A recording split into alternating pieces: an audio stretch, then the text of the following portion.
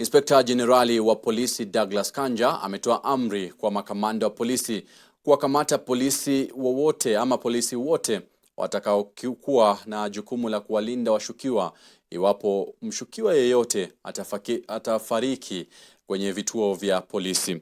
Akizungumza mapema hii leo katika chuo cha kitaifa cha uongozi wa polisi wakati wa kongamano la kutoa elimu kuhusu kanuni mpya ya utendakazi na mageuzi katika idara hiyo, Kanja amesema hatua hiyo inakisiwa kuzuia kuongezeka kwa visa vya raia kufariki mikononi mwa polisi.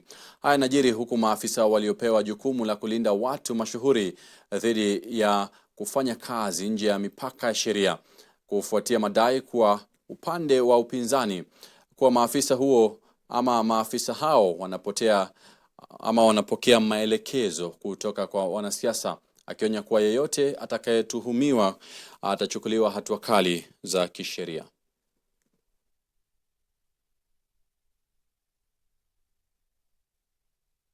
Crime going up in your areas of responsibility.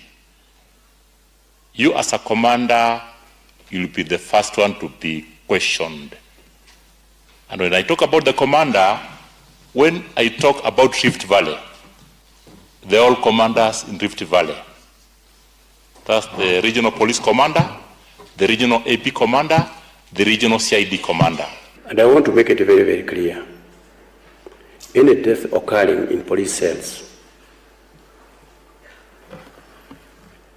the OB recorder, the cell sentry, and the duty officer, those officers must be interdicted immediately, pending investigation of whatever happened. That is something that you are the commanders on the ground and you must ensure that happens. Na mtazamaji, ni taarifa ambayo utakuwa unaipata kwa undani zaidi mida ya saa 3 naye Melissa Odur, ila gavana wa Siaya James Orengo